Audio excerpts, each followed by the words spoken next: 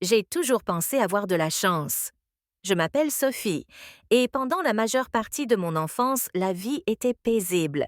Mes parents, Grace et Daniel, formaient ce que tout le monde appelait le couple idéal. Ils se souriaient pendant le dîner, se tenaient de la main à l'église et disaient à leurs amis qu'ils avaient bâti leur foyer sur l'amour, la patience et le travail acharné. Mon père, Daniel, était fort, non seulement par son allure, mais aussi par la façon dont il tenait le monde à flot. Il travaillait de longues heures comme entrepreneur, réparant les maisons des autres tout en gardant la nôtre impeccable maman. Grace était le cœur de la famille. Patiente, elle veillait toujours à que chacun se sente aimé. En grandissant, j'étais très proche de papa. Nous faisions tout ensemble. Construire de petits nichoirs en bois, réparer les robinets qui fuyaient et même regarder les étoiles depuis le jardin quand je n'arrivais pas à dormir. Mais en grandissant, quelque chose a commencé à changer entre mes parents. Quelque chose de subtil, comme une fissure invisible traversant les murs de notre maison. Tout a commencé par le silence. Au début, je pensais que maman était simplement fatiguée. Elle restait assise près de la fenêtre plus longtemps que d'habitude, sirotant son thé, le regard dans le vide. Papa, quant à lui, a commencé à rester plus tard au travail, parfois ne rentrant pas avant minuit. Quand il rentrait, leur conversation était brève, polie mais distante. J'entendais le tonnerre des assiettes à table, le raclement des chaises, puis la télévision s'allumait juste pour combler le silence. Je ne comprenais pas ce qui se passait. Pour moi, ils étaient toujours mes parents, ceux qui rendaient les anniversaires spéciaux, qui m'avaient appris la différence entre le bien et le mal. Mais parfois, je surprenais maman à me regarder. Son yeux semblait triste, presque inquiet. Et puis vint le jour où tout a commencé à se dégrader. C'était un dimanche après-midi tranquille. Et maman était partie rendre visite à une amie dans la ville voisine, nous laissant, papa et moi, à la maison. Ce n'était pas inhabituel. Nous avions passé de nombreux dimanches comme ça, à bricoler dans la maison ou à regarder des films. Mais ce jour-là, papa semblait différent, distrait, agité. Il n'arrêtait pas de faire les 100 pas dans le salon, de consulter son téléphone et de soupirer.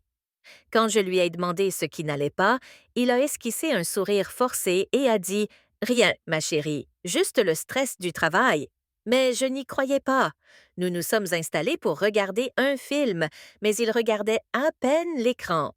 Son esprit était ailleurs. À mi-chemin, il s'est levé et a dit qu'il allait au garage pour vérifier quelque chose. La curiosité a été la plus forte, et je l'ai suivi quelques minutes plus tard. En jetant un coup d'œil à l'intérieur, je l'ai vu tenir une vieille boîte, une que je n'avais jamais vue auparavant. À l'intérieur, il y avait des lettres, des photos et un petit collier en or que je ne reconnaissais pas. Quand il m'a remarqué, son visage a pâli. « Sophie, tu ne devrais pas être ici, » dit-il doucement. Je me suis figée. Quelque chose dans sa façon de le dire m'a fait battre le cœur à tout rompre, non pas par peur, mais par confusion. Qu'y avait-il dans cette boîte qui lui donnait l'air si coupable? Il soupira, referma le couvercle et ajouta « Ce n'est pas ce que tu crois, je te le promets. » Mais à ce moment-là, le doute s'était déjà installé. À partir de ce jour, les choses ont changé.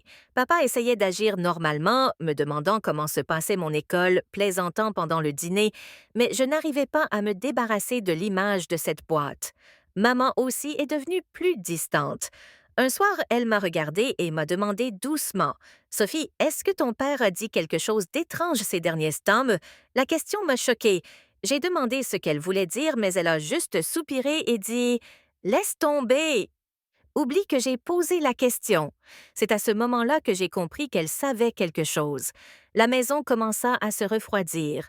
Les rires qui résonnaient autrefois dans les couloirs disparurent, remplacés par la suspicion, et je me suis retrouvée prise entre deux feux, comme si je vivais dans la vie de quelqu'un d'autre.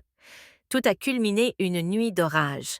La pluie battait les fenêtres et le tonnerre grondait dans le ciel. Maman et papa étaient dans la cuisine, la voix basse mais tendue.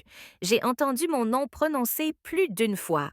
Je n'aurais pas dû écouter, mais je l'ai fait, maman. Elle mérite de savoir la vérité, Daniel. Que non, ça va tout détruire.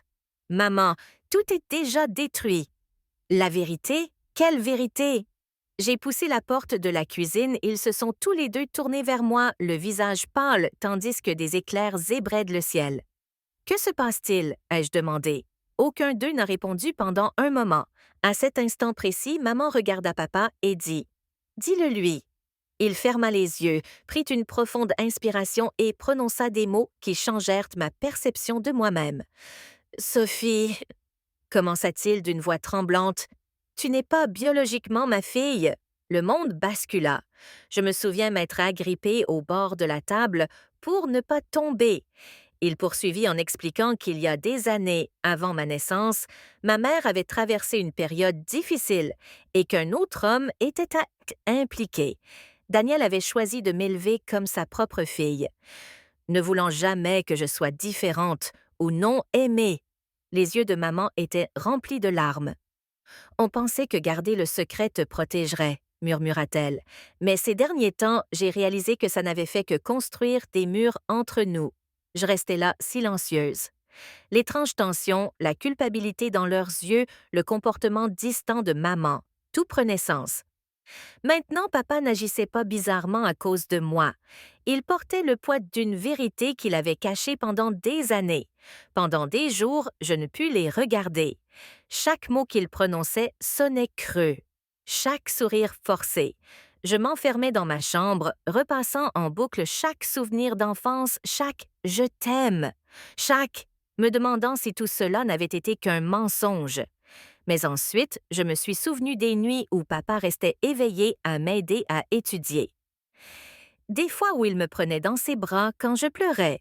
De la fierté dans ses yeux quand j'ai eu mon bac. Ces moments-là n'étaient pas faux, ils étaient réels. Plus réels que le sang. Pourtant, la douleur était toujours là. Profond. Un matin, j'ai trouvé papa assis sur le porche, tenant cette même boîte en bois. Il avait l'air fatigué, plus vieux que je ne l'avais jamais vu.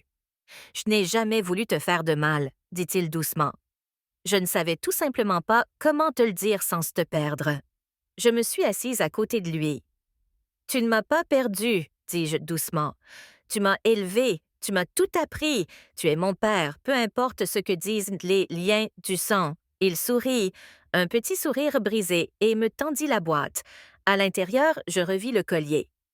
« Il appartenait à ton vrai père, dit-il, mais je pense qu'il est temps qu'il t'appartienne. » Je l'ai pris, non pas pour me souvenir de cet homme que je n'ai jamais connu, mais parce qu'il faisait partie de mon histoire, une histoire que j'étais enfin prête à assumer.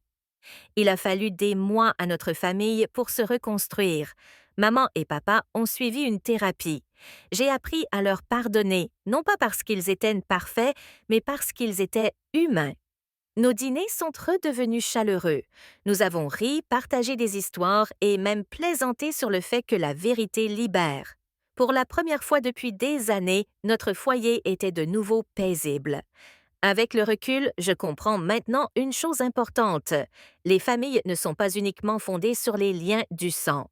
Elles sont fondées sur l'amour, les efforts et le pardon.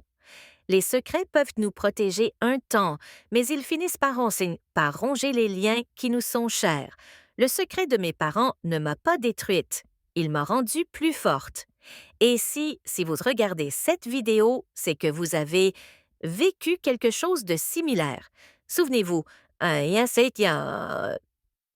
pardonner ne signifie pas oublier, mais cela signifie comprendre. Si vous êtes arrivé jusqu'ici, merci d'avoir regardé jusqu'au bout. N'oubliez pas d'aimer, de partager et de vous abonner pour découvrir d'autres histoires vraies qui vous toucheront et vous rappelleront que la guérison est toujours possible, même quand la vérité fait mal.